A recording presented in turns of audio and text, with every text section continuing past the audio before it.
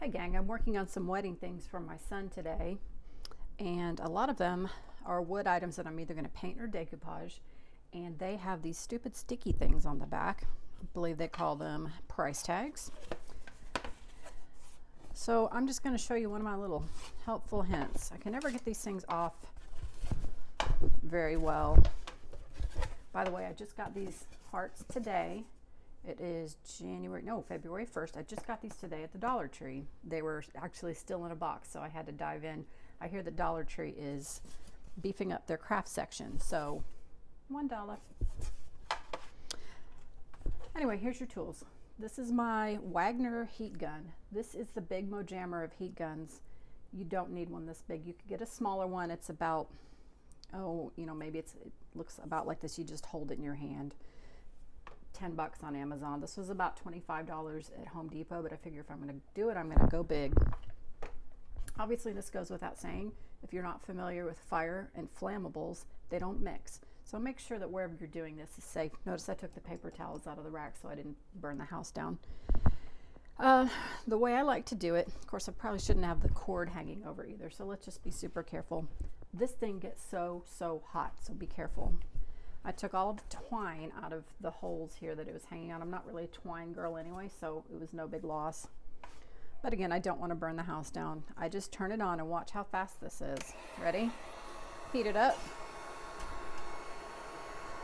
And then you scrape it up. Well, I say, look how fast this is, and then it doesn't do anything. You'll also notice that I've got it pushed all the way up against the wall, because it gives me something to push against. And that is pretty much the gist of it. Just be careful, it will scrape up paint and it will burn your fingers. It can leave burn marks on things if you're not careful, but these are all going to get painted or stained or decoupaged for a rehearsal dinner thing. But I love how fast this goes. You can also use it to dry things. I haven't done it yet because this is such a big heat tool. See that? Ooh, hot.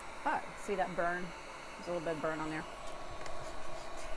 This is such a studly tool. I haven't used it to dry things with. I've seen people do that, but I don't do it because I'm afraid it's so big and burly that it will make the paint bubble up. Ain't nobody got time for that.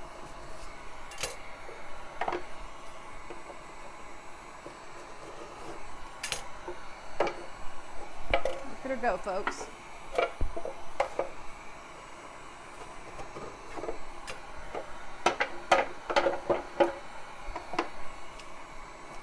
Oops. Be careful when you peel this off your scraper too, because your scraper is going to get really hot.